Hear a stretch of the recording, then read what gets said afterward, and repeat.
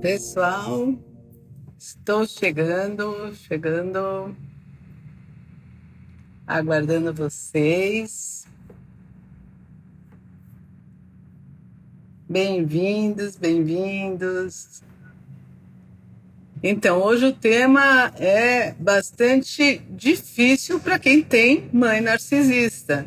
É um tema realmente pesado e é um tema que diz respeito a muitas pessoas e muito mais do que a gente imagina. Porque a gente tem uma idealização da mãe perfeita, e a mãe perfeita, ela não precisa ser uma mãe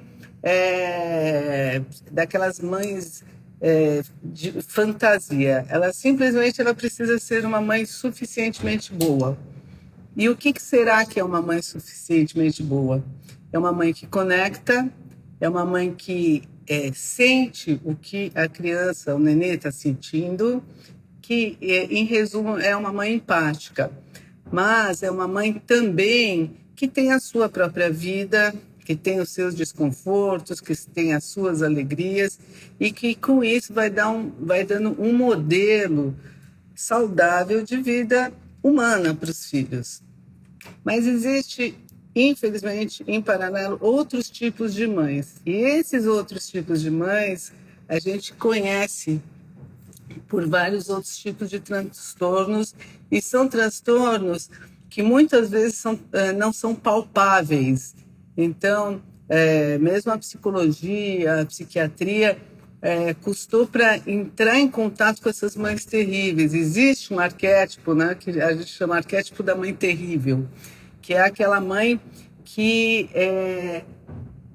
tem situações onde ela tem a dificuldade tanto de fazer a conexão com os filhos, como de poder passar o bastão, no caso, quando ela tem filhas, o bastão do feminino para as filhas. Então, a gente vai falar aqui hoje das mães narcisistas perversas, e que são as mães que têm esse diferencial, tem essa sensação, esse lugar almejado, idealizado de magnanimidade. São as mães que a gente conhece que são mães tiranas com os próprios filhos e que só elas podem ser as rainhas do lar. Não que não seja, olha, eu sou a rainha do lar, esse lar é sob o meu modelo, mas dentro de um molde patológico, são mães que ninguém pode se igualar a elas, porque elas são mães tóxicas. Então a gente fala muito dos casais e muito se fala, o marido é narcisista perverso. Então parece que não existe mulher narcisista perversa. Mesmo nas relações a dois, existe e muito mulheres que são narcisistas perversas, e também existem as tramas do que ocorre dentro dessas situações familiares. É muito difícil que os próprios filhos percebam logo de início, porque são criados por essas mães, que existe algo de muito errado nesse tipo de criação. Então, essa mãe costuma dividir os filhos, ela tem a patologia do narcisismo, e ela costuma dividir os filhos com projeções de acordo com o próprio psiquismo dela, que precisa dessa magnanimidade. Ela precisa do suprimento narcísico dela. Então, como que ela vai fazer para ter esse alimento narcísico?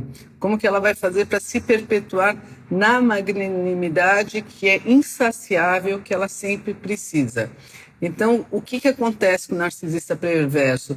Ele não suporta, para ele é impossível ver alguém que exista, que tenha identidade ao lado dele, porque isso daí é uma denúncia da falta de identidade, ou melhor, da identidade camuflada, que ele mata e morre para ter esse personagem que é magnânimo, que é magnífico, que é tudo de melhor. Então, este personagem, que não é o pano de fundo do narcisista, ele é o que sustenta um lugar muito confuso e vazio que eles têm.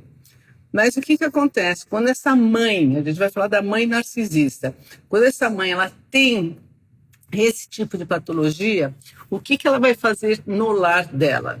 Quando ela casa, ela não ao acaso escolhe o seu parceiro, entre aspas, afetivo. E quem que é, normalmente, a escolha afetiva desta mulher narcisista perversa, que precisa de suprimento do narcísico? O que a gente mais encontra são aqueles pais que o pessoal fala que é aquele pai bonachão, aquele pai bonzinho e aquele pai que nunca reclama e que, ao contrário, apazigua, tenta apaziguar os filhos, fala assim, não, ela é assim mesmo. Então, podem ser pais que culturalmente vêm de um histórico para não destruir casamentos, e os casamentos vão, Dani, querido, então eles, para o casamento seguir ao longo de toda a vida, então eles estão doutrinados a aceitarem todo tipo de demanda do casamento.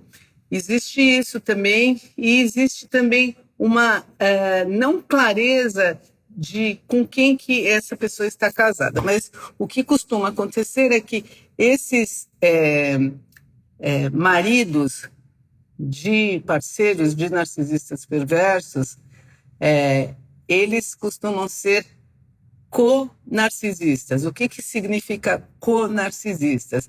Eles são os facilitadores do narcisismo da esposa. E por que eles são esses facilitadores? Estou falando hoje especificamente das mães narcisistas perversas.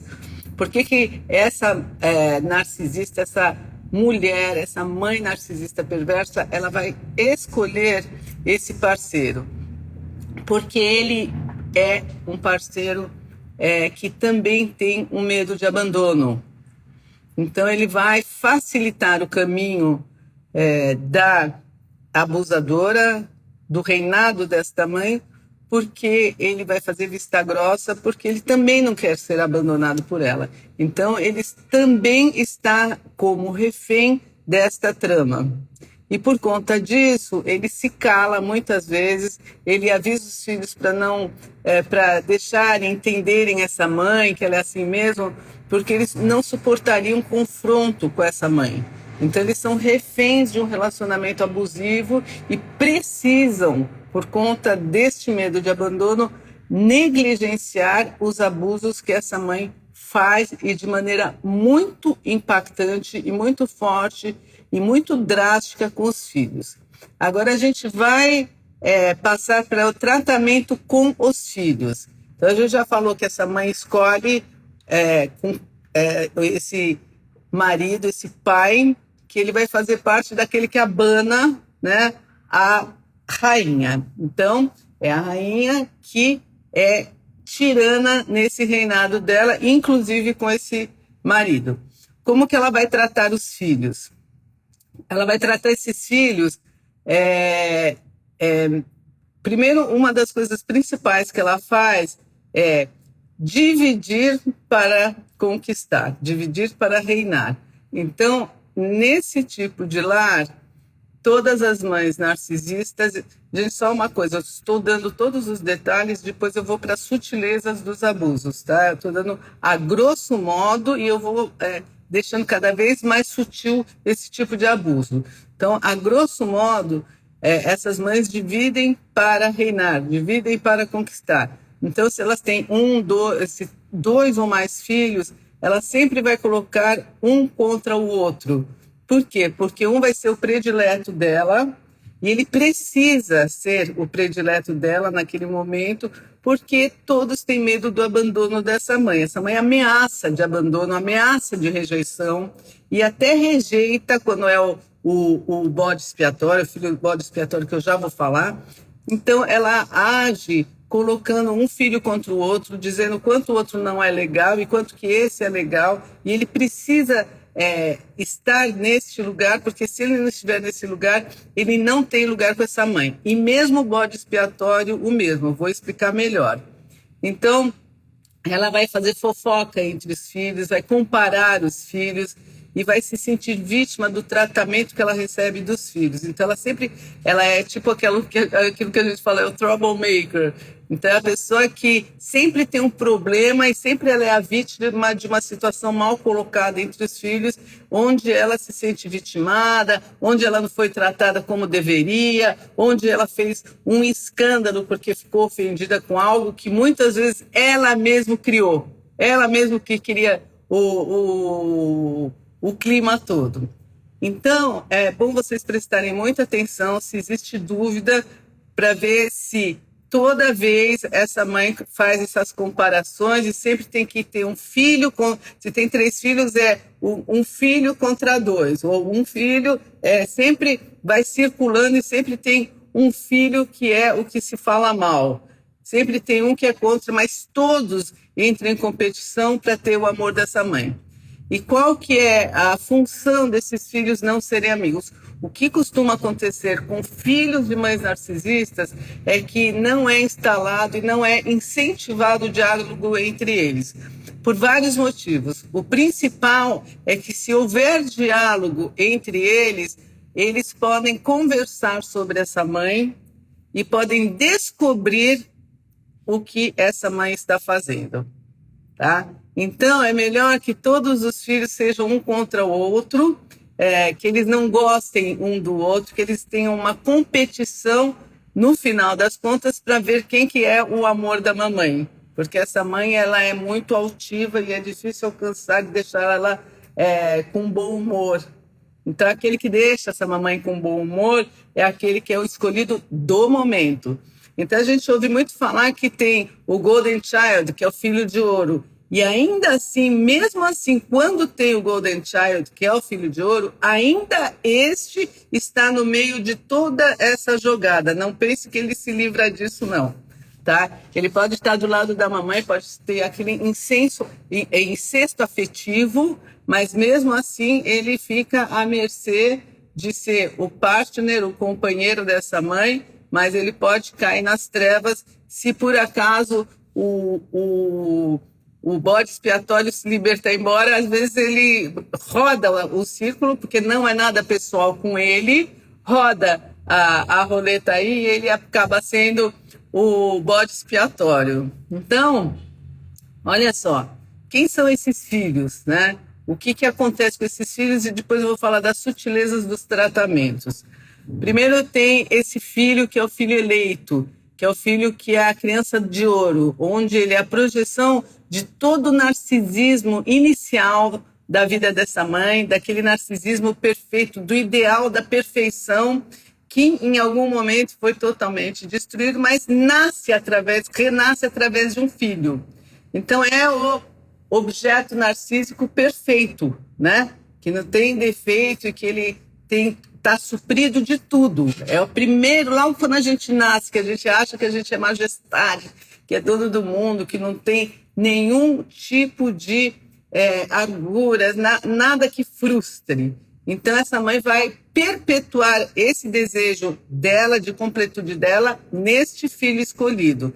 Então, ele nunca vai ter defeito, ele vai ser suprido de todas as necessidades que ele tem e ela vai afastar todas as pessoas que ele pode se relacionar, que pode causar algum desconforto nele. Vai criar ele numa bolha imaginária de perfeição. E quem está de fora disso daí são os outros. E quem são os outros? Vamos pensar em filhos. Quem são esses outros filhos? A gente vai pensar no filho que logo que nasce, a mãe, Oliver, este aqui, ele é escolhido para ser o bode expiatório porque ele me dá a sensação inconsciente que ele é que corre o risco de me revelar como eu sou. Então, ele é o mais disperso. Então, as pessoas falam assim, puxa, por que a minha mãe me escolheu? Me escolheu por quê? Porque eu enxergo, porque eu quero justiça, porque eu bato de frente, porque eu vejo. Então, desde que eu nasci, minha mãe já percebeu que eu poderia ser essa pessoa, então eu não sou escolhido ao acaso. Eu sou escolhido porque, sim, eu posso enxergar tudo. Muito bem, então tem esse lado e existe todo tipo de de agressão velada e muitas vezes não velada e desqualificação neste filho. E o que acontece quando tem essa desqualificação nesse filho? Ele vai crescer, antes de despertar, com um sentimento muito forte de menos-valia. Ele vai ficar sem percepção dos próprios contornos, ele não tem pele psíquica, ele nasceu para servir essa mãe e para que essa mãe o olhe, o veja com um bom olhar. Então, a mãe diz, subliminarmente, eu preciso que você me supra e a gente vai inverter os papéis. Você não vai ler as suas necessidades, mas só vai ler as minhas. Então, eu sou a pessoa que tenho falta, que sou cheia de mimimi, que preciso de atenção, e não você que nasceu agora, né? Você precisa de atenção, você ficou importante só porque você nasceu agora. Esquece isso, não é porque você nasceu agora que você precisa de atenção. Eu preciso de atenção, eu passei a gravidez, eu sofri o parto, eu que preciso de atenção, não você que acabou de nascer e precisa ser cuidado. Quem precisa ser cuidado é você, então é bom você ficar quietinho e tudo que você fizer vai me incomodar, porque quem precisa de atenção sou eu. Então ela vai fazer de tudo e ela vai abusar do papel de mãe, porque a gente sabe que mãe tem uma autoridade de modelo e que a criança, de fato, ela precisa desse amparo para sobreviver. E como a mãe, perversamente, ela sabe disso daí e ela tem aquele contrato social de se mostrar magnânima e perfeita, ela, na sociedade ela vai fazer isso daí. Sim, ela vai se mostrar perfeita, ela vai estar cansada da gravidez e de dar de mamar, mas ainda assim ela vai mostrar que ela é uma boa mãe. Só que não, porque o que acontece nos bastidores é exatamente o que eu trouxe para vocês. E quando a criança vai crescendo, só piora. A criança vai crescendo e muitas vezes ela vai despertando com o tempo, porque ela vai vendo que em outras famílias é bem diferente do que ela tem em casa e que sim, o que ela passa é abuso, que existe uma comparação ostensiva de que o outro é melhor, é o que a gente chama de triangulação, e existe uma comparação ostensiva também em relação ao outro irmão ou outra irmã, que é o Golden Child. E existem situações que são muito graves. Eu tenho várias pacientes que passaram por situações não só com mães narcisistas perversas, mas com mães de outra ordem de funcionamento também, que são bastante importantes, no sentido de abuso, de inveja dessas próprias filhas, porque elas têm a juventude que a mãe, naturalmente, vai perder porque o tempo passa. Isso daqui é uma coisa humana, mas essas mães se acham sobre-humanas. Então, elas precisam que essas filhas fiquem eternamente dependentes, inclusive financeiramente, para que elas tenham um lugar de importância a vida inteira. A vida inteira. Então, muitos desses filhos têm uma dificuldade enorme de assumirem as próprias potencialidades, porque o vínculo que eles precisam ter, mesmo quando eles crescem, é aquele vínculo de sustentar esta mãe na eterna juventude para que eles sobrevivam erroneamente, porque já cresceram, mas agora emocionalmente. Então, é muito diferente, porque esses jovens, quando vão despertando, eles agora têm a oportunidade de fazer um autorresgate e ver qual é o lugar que eles ocupam e tratar dessas sequelas, que são vícios emocionais, vícios de comportamento, que começam a fazer pouco ou nenhum sentido.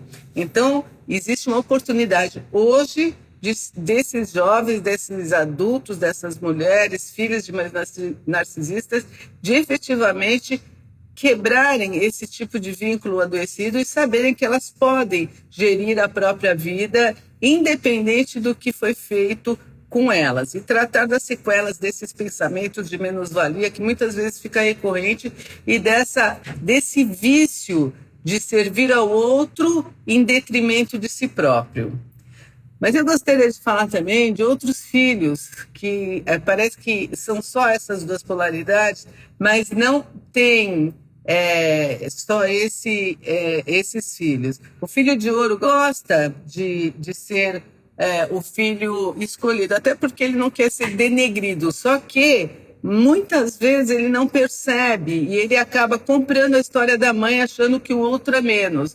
Então ele compra essa história, ele acha e a família acaba usando uma projeção negativa em cima desse filho, porque esse lado obscuro, essa criança que as próprias pessoas dentro delas não gostaram de se sentirem em algum momento rejeitadas, de não serem amadas, porque criaram esse personagem narcísico, porque tem a lembrança de como que é o narcisismo lá de trás, então cria essa ilusão de completude que precisa ser suprida, e eles precisam de pegar esse pano de fundo deles e projetarem alguém e destruir essa pessoa, porque destruindo essa pessoa aqui, eles estão destruindo o pedaço deles que eles não suportam, entendeu? Só que esse ser humano não tem nada a ver com essa história dessa mãe, e ele vai resgatar, ele não precisa ficar sendo a vida inteira a projeção desse lugar negativo. Então, essa live, inclusive, é para ajudar as pessoas que estão nessa trama a despertarem e dizer que é possível 1000% despertar e ver um outro mapa existencial muito diferente daquele que foi imposto, né, como guia de sobrevivência. Agora, o guia de sobrevivência mesmo não é mais sobrevivência, é lá da infância, que precisa compactuar e achar que é verdade tudo que essa mãe está projetando nesse filho que é o bode expiatório. O guia da sobrevivência significa eu saio disso daí e eu sobrevivi a isso e eu estou livre disso agora. Bom, mas eu quero continuar falando com vocês, porque agora eu vou falar sobre os outros filhos, porque não tem só esses daqui. Existe também o filho que é visto como o filho invisível, que ele, olha isso, é visto como filho invisível, ele não é visto. Então ele passa como se fosse uma assombração, ele nem computa, nem é computado, porque é o que já é menos ainda do que o bode expiatório. Ele não penteia o cabelo, não penteia. De vez em quando a mãe faz uma crítica, claro que negativa, quando ele tropeça nela.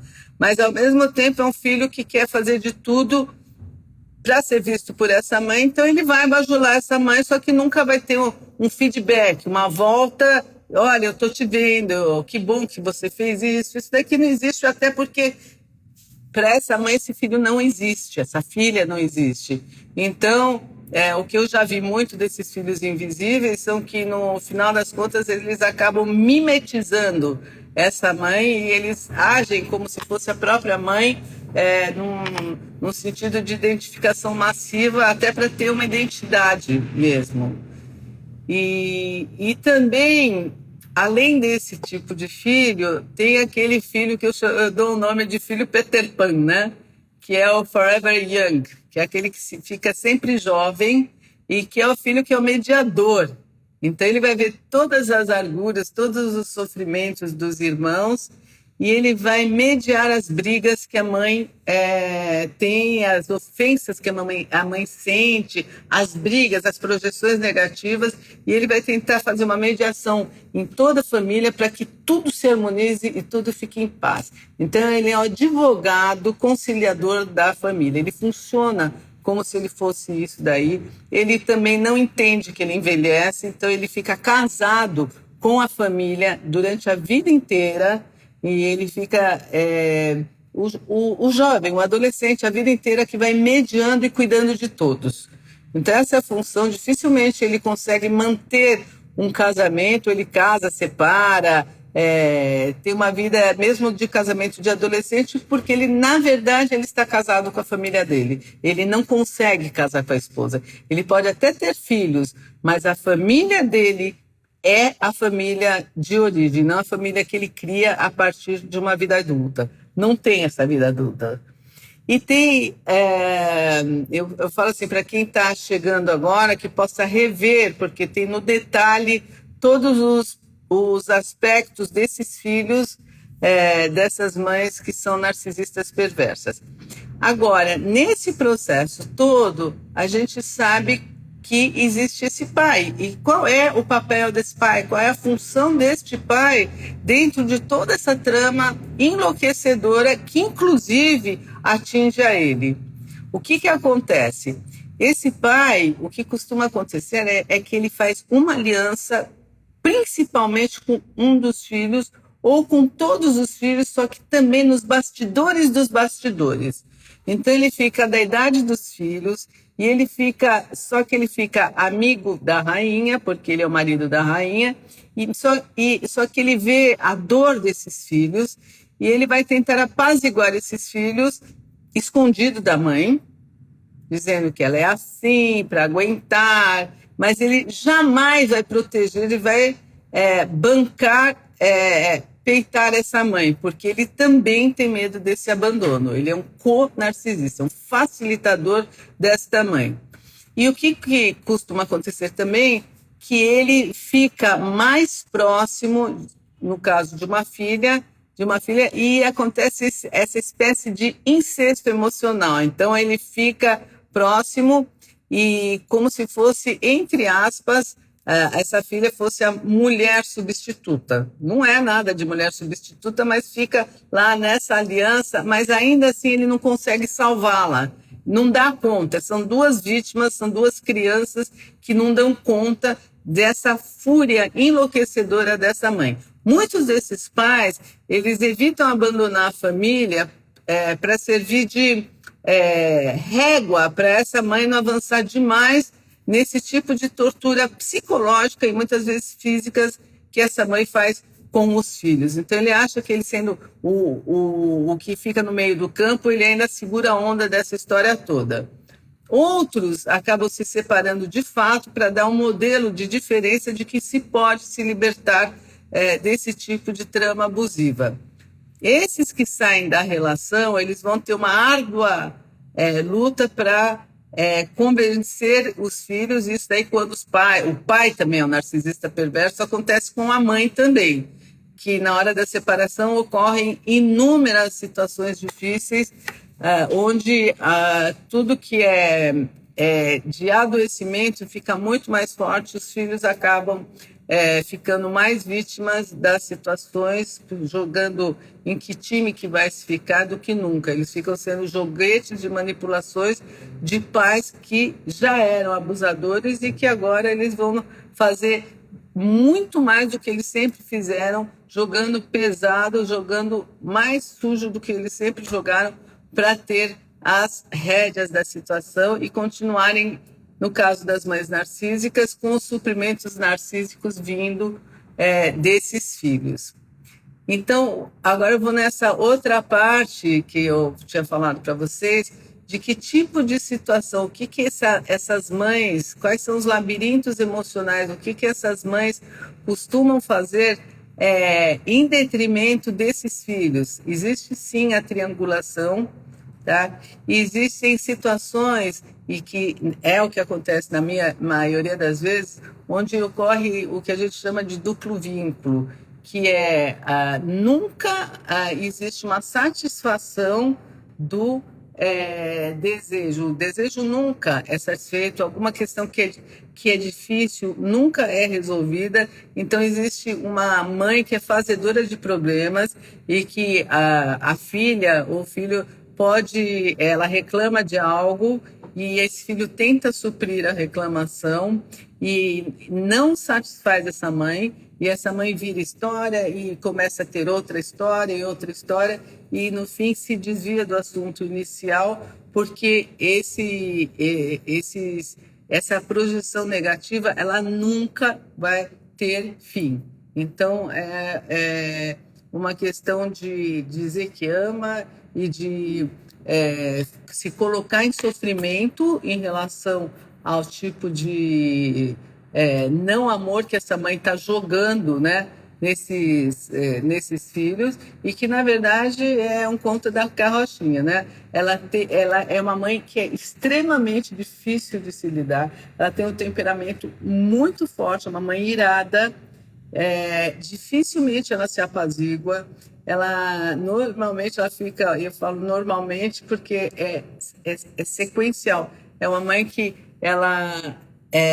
os filhos ficam pisando em ovos para saber se ela vai ter uma crise de mau humor ou se algo não vai estar a contento. Então, ela tem falas de maledicência com as filhas, com muitas situações de vida. Então, a filha está querendo arrumar um namorado, ela coloca um monte de defeitos e fala que ela vai ficar solteira para sempre e que a fulana que se arruma. Aqui tem a irã da minha mãe ficou depois que eu despertei. Sim, porque elas vão com a fúria narcísica delas e com o ódio que eles têm, porque você não vai desver o que você viu.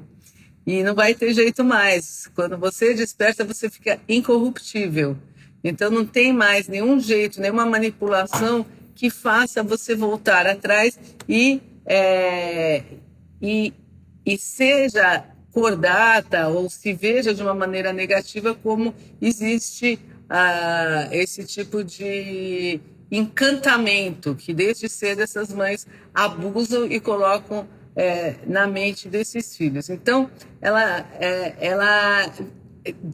tanto fazendo um bullying, né, que ela vai denegrir você o tempo inteiro, se você não desperta, a tua vida é um inferno. Se você desperta, continua sendo um inferno, porque aí ela vai ficar cada vez mais irada e ela vai fazer aquela história de ficar boazinha durante um tempo e depois, quando você acha que ela está mais à vontade, mais numa situação mais amena, ela vai lá e te desmonta com alguma percepção, alguma crítica sutil, que é difícil você reclamar, porque se você reclamar e você ficar chateada, você ainda vai ficar sendo a pessoa, vai projetar o contrário, a pessoa que cria problemas, a pessoa que é emocional demais.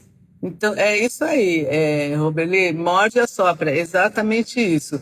Então, ainda a pessoa que reage, ela fica sendo a pessoa instável e a projeção fica sendo totalmente negativa em cima das sutilezas. E o que eu tenho visto é que as pessoas que despertam, elas não toleram mais esse tipo de funcionamento de atiçar de modo sutil para querer tirar um caldo e depois destruir. Todo esse mecanismo, ele é muito esperto dessas mães, só que eles são já revelados e essas filhas, esses filhos sabem como que essas mães funcionam. Isso não tem fim, isso que eu quero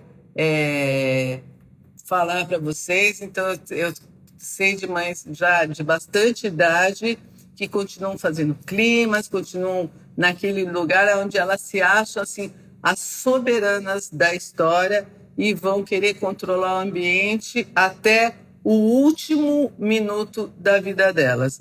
Então, a questão de trabalho é com vocês. Vocês vão se acostumar com abuso ou não? Me parece que o melhor é você não se acostumar, despertar. Então, você pode ter certeza que ou você faz um trabalho de blindagem muito bem feito e que não é fácil, porque a gente não pode esquecer que eles são muito bons, elas são muito boas no que elas fazem.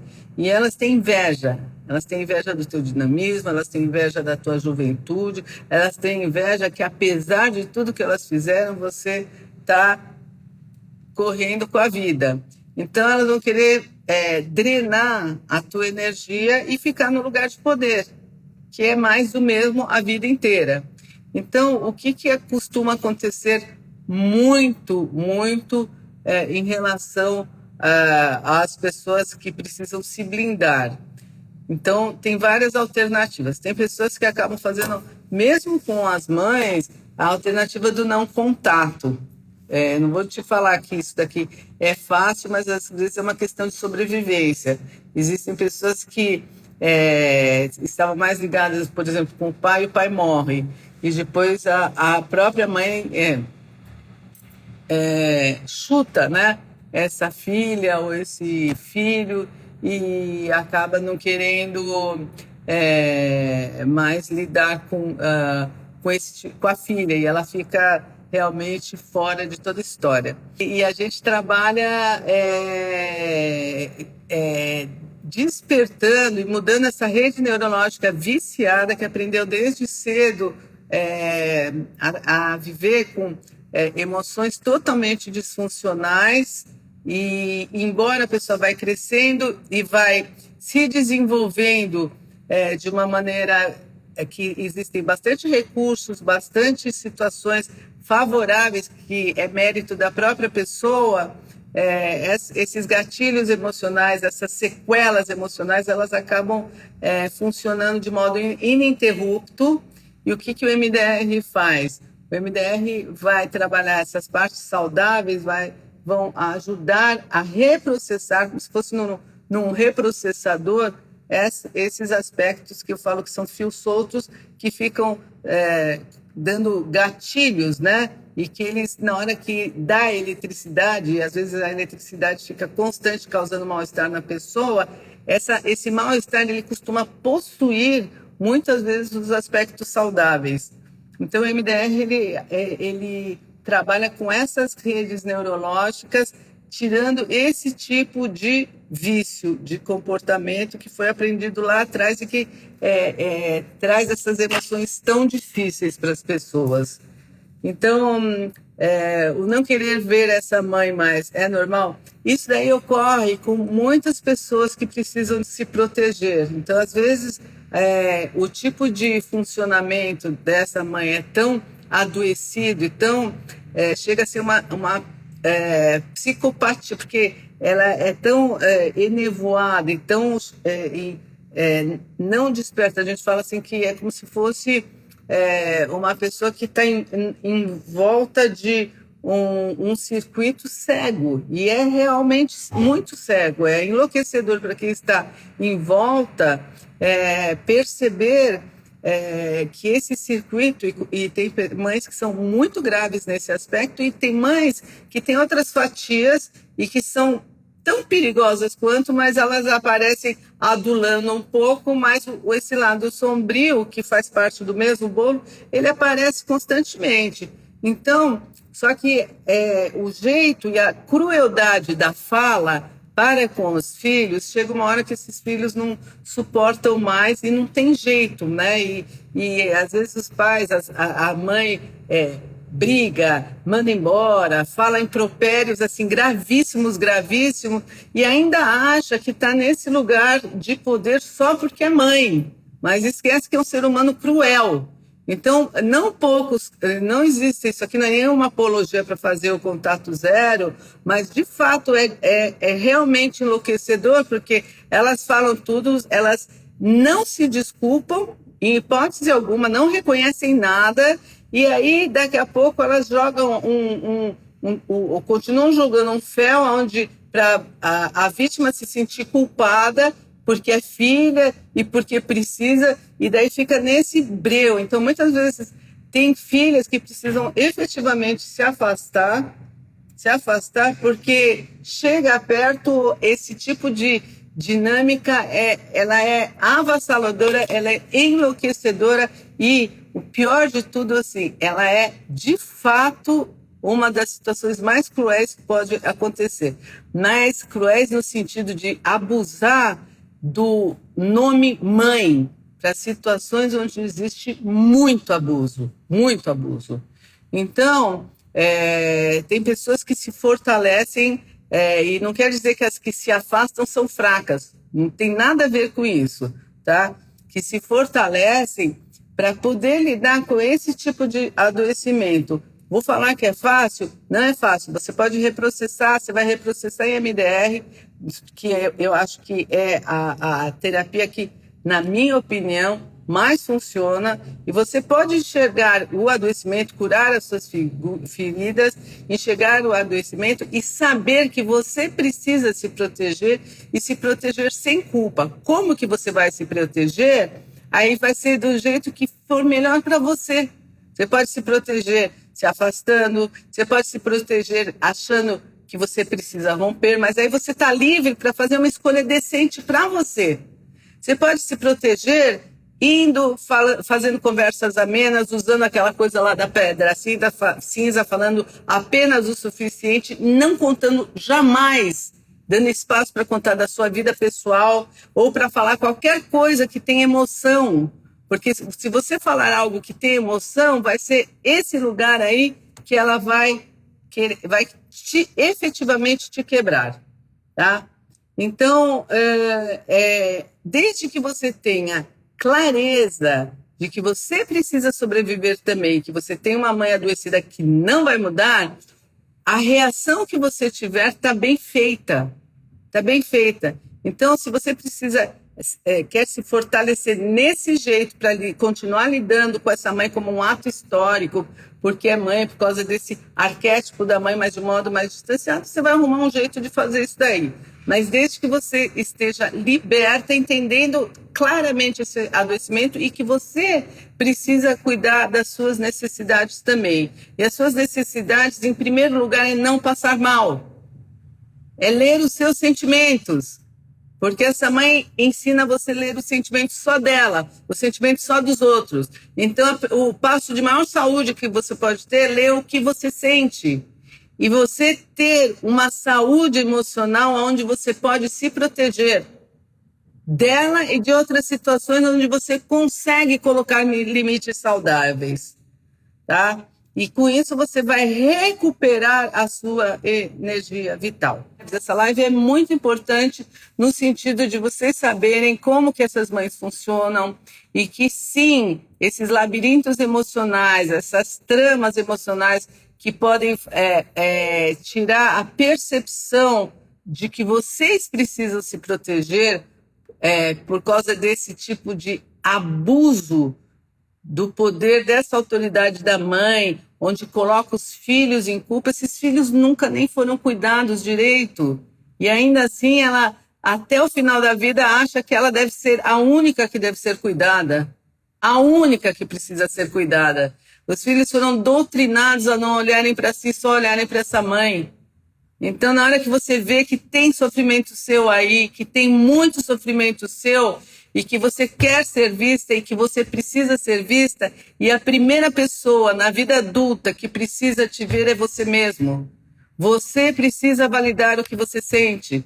Você precisa dar crédito às suas sensações de bem-estar e de mal-estar e de colocar boas cercas quando precisam de cercas, para que você não seja invadido pela doutrinação cega de que essa mãe precisa de muito mais atenção e ela é muito mais importante do que você. Todas as pessoas são importantes, mas você precisa ler o que você sente e validar e colocar limites e aprender a pôr limites no que é lesivo, porque filhas de mães narcisistas têm dificuldade de saber quais são os próprios contornos e de aceitar que precisa pôr barreiras quando é necessário, que não nasceram só para servir e não nasceram só para passar por cima dos próprios sentimentos e ler os sentimentos dos outros.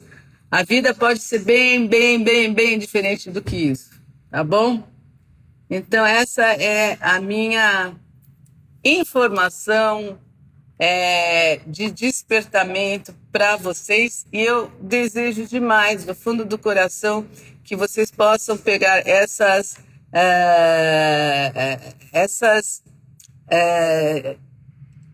percepções, esses estudos que eu faço frequentemente em relação a abuso emocional. Eu sei que algumas pessoas que estão aqui, que tem algumas pessoas que inclusive eu atendo, sabem muito bem do que eu estou falando. Quem tem Mães narcisistas perversas, despertem para ler o que vocês sentem. Honrem o sentir, sem culpa nenhuma, nenhuma de sentir. E de sentir por vocês, saber o limite do cansaço de vocês, se a culpa que por acaso vocês sentem é uma culpa devida, se é uma culpa projetada porque vocês foram doutrinadas e obrigadas a olhar para o sentimento dessa mãe e nunca olhar para o próprio sentimento. A mamãe é importante na medida certa e não numa medida distorcida. Faltou para vocês importância e quem vai dar importância para vocês são vocês mesmos, tá? E pessoas que são saudáveis também. Então, um grande beijo para vocês e a gente se vê a semana que vem. E quanto mais despertos, melhor. Um beijo para todos.